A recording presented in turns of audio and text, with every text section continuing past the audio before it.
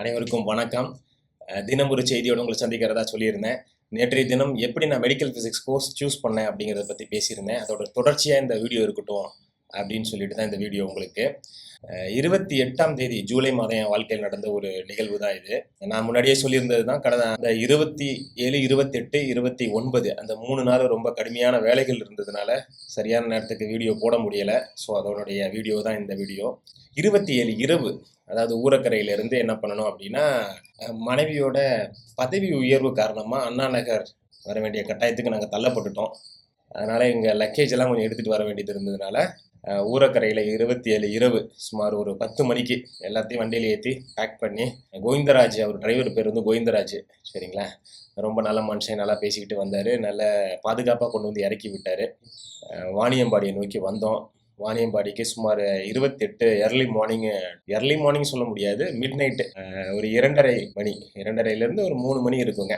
காலையில் வந்து ரீச் ஆகிட்டு கொஞ்சம் ரெஸ்ட் எடுத்துகிட்டு, அன்னைக்கு 28ஆம் தேதி முன்பாகவே டாக்டர் மேஜர் ஜே அஸ்கர் அப்படிங்கிற சார் வந்து முன்னாடியே பேசியிருந்தார் என்கிட்ட. அவங்களுடைய ஃபிசிக்ஸ் மாணவர்களுக்கு மெடிக்கல் ஃபிசிக்ஸ் கோர்ஸை பற்றின ஒரு சின்ன ஓவர் வியூ கொடுங்க அப்படின்னு சொல்லிட்டு நான் கூப்பிட்டுருந்தாரு. நம்மளுடைய சப்ஸ்கிரைபர் ரஷீட் அப்படிங்கிற ஒரு குடி கேட்டிருந்தாரு, இந்த மாதிரி இஸ்லாமியா காலேஜுக்கு விசிட் பண்ணதை பற்றி ஒரு வீடியோ போடுங்கன்னு. ஸோ அவருக்காகவும் இந்த வீடியோ சமர்ப்பணம் பண்ணுறேன். இருந்தாலுமே நான் இந்த ஒரு வீடியோ போடணும் அப்படிங்கிறத யோசனை பண்ணி வச்சுருந்தேன். ஓகேங்களா. அந்த வாணியம்பாடி பகுதியில் வந்து ரொம்ப ஓல்டஸ்ட் இன்ஸ்டிடியூஷன், அதாவது சொல்லணும்னா ஒரு 100 வருடம் ஒரு பழமையான கல்லூரி அது, இஸ்லாமியா காலேஜ். அது வந்து ஒரு மதம் சார்ந்த ஒரு கல்லூரி இல்லை, பலதரப்பட்ட மதத்தை சேர்ந்த மாணவர்களையும் அங்கே பார்த்தேன், அவங்க கூட இன்ட்ராக்ட் பண்ணினேன். ஓல்டஸ்ட் இன்ஸ்டிடியூஷன் எப்பயுமே வந்து தே ஹாவ் சம் யூனிக்னஸ்ங்கிற மாதிரி அதனுடைய கேம்பஸு, அவங்களுடைய அந்த ஒர்க் கல்ச்சர் எல்லாமே பார்த்தீங்கன்னா ரொம்ப எக்ஸலண்ட்டாக இருந்தது. உள்ள நுழையும் பொழுதே என்னை வந்து டாக்டர் மேஜர் சார் வந்து ரிசீவ் பண்ணிக்கிட்டாரு. அதுக்கப்புறம் அப்படியே பிரின்சிபல் சாருடைய அறையில் உட்காந்து சற்று நேரம் பேசிகிட்டு இருந்துட்டு, செக்ரட்டரி அண்ட் கரஸ்பாண்டன்ட் சாருமே இருந்தார். ரொம்ப அருமையாக வந்து ஹானர் பண்ணாங்க. வந்து எனக்கு இளம் வயதுன்னு தான் நான் நினைக்கிறேன்.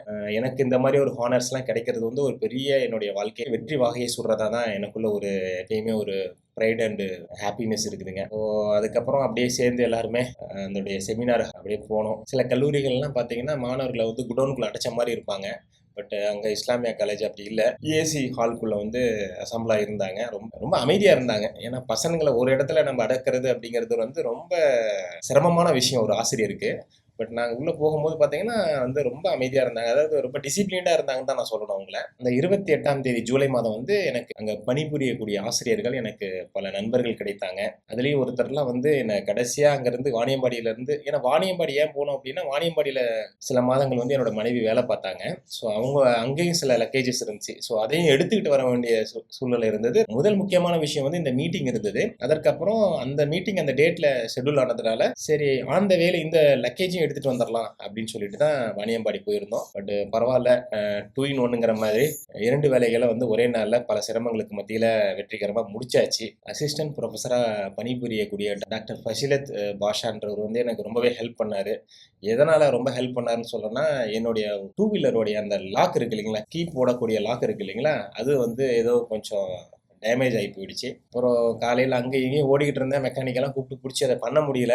அப்புறம் இவங்களும் கரெக்டாக அந்த ஒரு 11 o'clock ஈவெண்ட் ஃபிக்ஸ் பண்ணியிருந்ததுனால அப்புறம் அவங்களே ஃபோன் பண்ணி சொன்னாங்க, நாங்களே உங்களை பிக்கப் பண்ணிக்கிறோம்னு சொல்லிட்டு. அப்புறம் அவர் வந்து என்னை அழைச்சிட்டு போனார். அப்புறம் எல்லாம் முடிஞ்சதுக்கப்புறம் அவரே என்னுடைய இருப்பிடத்துக்கும் கொண்டு வந்து விட்டார். அதை தவிர்த்து பார்த்தீங்கன்னா ஒரு மெக்கானிக்கெல்லாம் அரேஞ்ச் பண்ணி அன்னைக்கு வந்து ஒரு 2 to 3 hours வந்து பார்த்தீங்கன்னா பயங்கர ஒரு ஹெட்டேக்கான டைமாக இருந்தது. ஏன்னா புது ஊர், புது மக்கள், ஸோ எங்கே போய் உதவி கேட்கறது, எங்கே மெக்கானிக் இருப்பாங்க, ஏன்னா அந்த ஃபுல் லாக்குமே என்டையராக மாற்றணும்னு சொல்லிட்டாங்க. அப்புறம் ஏதோ பல சிரமத்துக்கு மத்தியில் அவரோட உதவியோட டக்குன்னு வேலையை முடிச்சுட்டு ஒரு சுமார் ஒரு 5:30 மணி 6 மணி இருக்கும்னு நினைக்கிற மாலை அப்படியே அங்கே வாணியம்பாடியிலேருந்து பாய் பாய் சொல்லிட்டு கிளம்பணும். கிளம்பி சென்னைக்குள்ளே வந்து அண்ணா நகர் ரீச் ஆகும்போது 9:30 ஆயிடுச்சுங்க. அங்கே ஈவெண்ட்டில் நடந்த விஷயத்தை பற்றி பேசுவோம். அந்த ஹானர் பண்ணது ரொம்ப சிறப்பாகவே பண்ணாங்கன்னு சொன்னேன் இல்லைங்களா.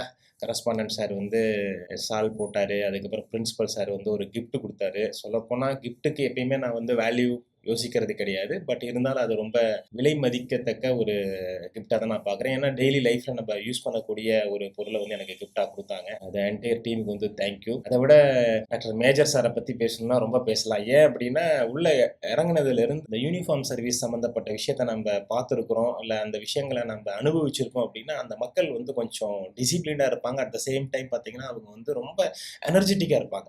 நீங்கள் என்ன பாருங்கள், என்சிசி ஆஃபீஸர்ஸ் எந்தெந்த கல்லூரியில் நீங்கள் இருக்கிறீங்களோ இருக்கும்.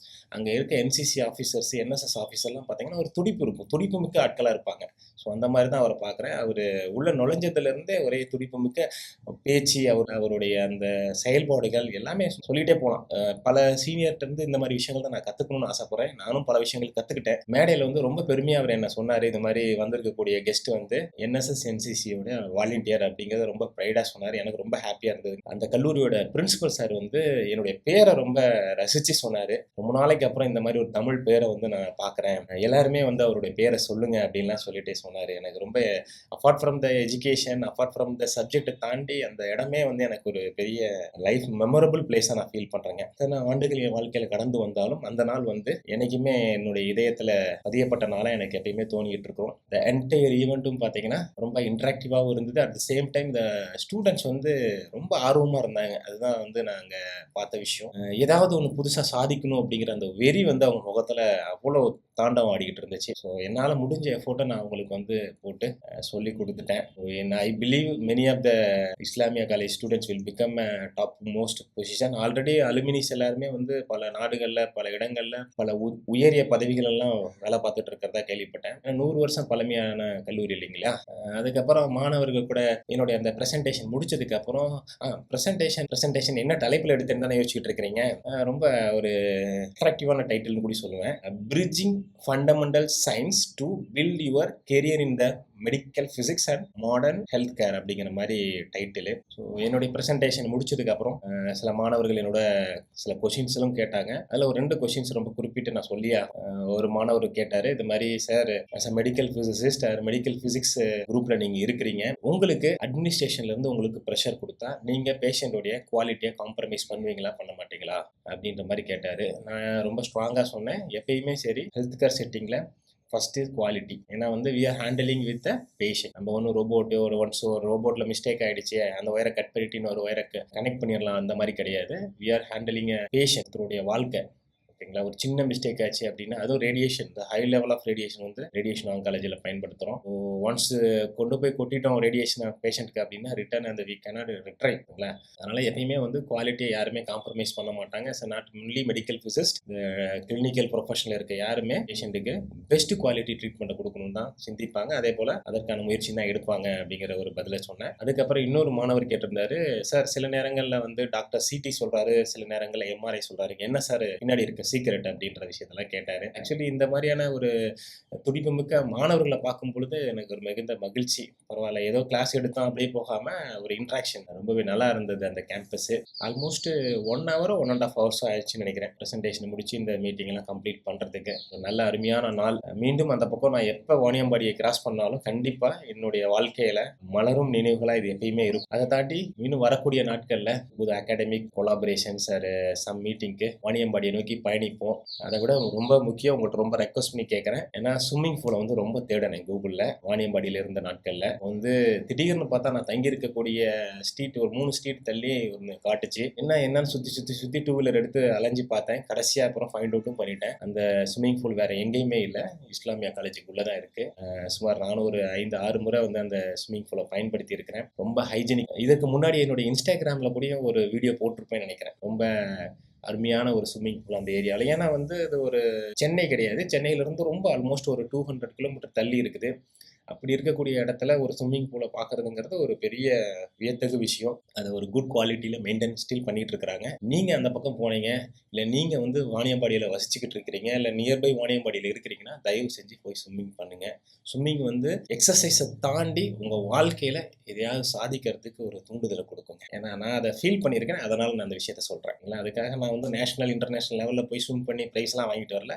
பட் நீங்கள் உங்கள் துறையில் வாழ்க்கையில் சாதிக்கணும் அப்படின்னா at least you have to do some exercise. எதுக்காக எக்ஸசைஸ் சொல்கிறேன்னா வந்து உடல் நல்லா திடகார்த்தமாக இருந்தது அப்படின்னா தான் ஏதாவது ஒரு செயலை ரொம்ப ஊக்கமாக அந்த விஷயத்தை நம்ம செய்ய முடியும். இதுவரை நம்ம சேனலை நீங்கள் சப்ஸ்கிரைப் பண்ணாமல் இருந்தால் மறக்காமல் சப்ஸ்கிரைப் பண்ணிவிடுங்க. எதுக்காக சொல்கிறேன் அப்படின்னா என்னுடைய இந்த டெய்லி வீடியோஸை நீங்கள் அப்போ தான் பார்க்க முடியும். உங்களுக்கு ஒரு நோட்டிஃபிகேஷனாக வரும். பெல் பட்டனை நீங்கள் அழுத்திருந்தீங்கன்னா. இந்த வீடியோலாம் பண்ணுறதுடைய முழு நோக்கம் என்னன்னா சொசைட்டியில் ஒரு சின்ன சேஞ்சை கொண்டு வர முடியுமா அப்படிங்கிற ஒரு முயற்சி தான். சொசைட்டிங்கிறது பெருசு, ஸோ அதனால் அதை பற்றி நம்ம யோசிக்க வேண்டியதில்லை.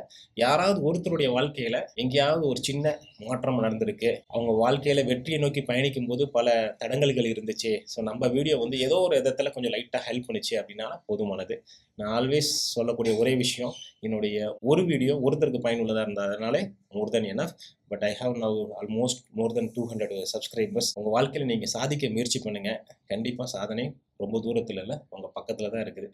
உங்கள் அறையில் நீங்களும் இருக்கிறீங்க, வெற்றின்ற ஒரு விஷயமும் இருக்குது, லைட் ஆஃப் பண்ணி வச்சுக்கிட்டு இருக்கிறீங்க, அவ்வளோதான். அது எங்கே இருக்குதுன்னு தெரியாமல். பட்டு லைட்டை ஆன் பண்ணுங்கள், எங்கே இருக்குதுன்னு தேடுங்க, பாருங்கள், அதை ஹோல்டு பண்ணிக்கோங்க. அதே மாதிரி இந்த சயின்டிஃபிக் மீட்டிங்லாம் போகிறதோடைய நோக்கம் என்னென்னா, இந்த மாதிரி 4 பேர் ஹானர் பண்ணுவாங்க அப்படிலாம் ஒன்றும் கிடையாதுங்க. நம்ம கற்றுக்கிட்ட விஷயத்த 4 பேருக்கு சொல்லிக் கொடுப்போம், அவ்வளோதான். ஸோ நீங்கள் ஒரு ப்ரொஃபஷனில் பல விஷயங்களை கற்றுக்கிட்டீங்க அப்படின்னா தயவு செஞ்சு கொஞ்சம் முயற்சி பண்ணி உங்கள் கூட இருக்கிறவங்க, உங்கள் பக்கத்தில் இருக்க மக்களுக்கு அதை பற்றின ஒரு விளக்கத்தை சொல்லுங்கள். அவர்களுக்கு கொஞ்சம் வழிகாட்டுங்க வாழ்க்கையில் வெற்றி அடைய.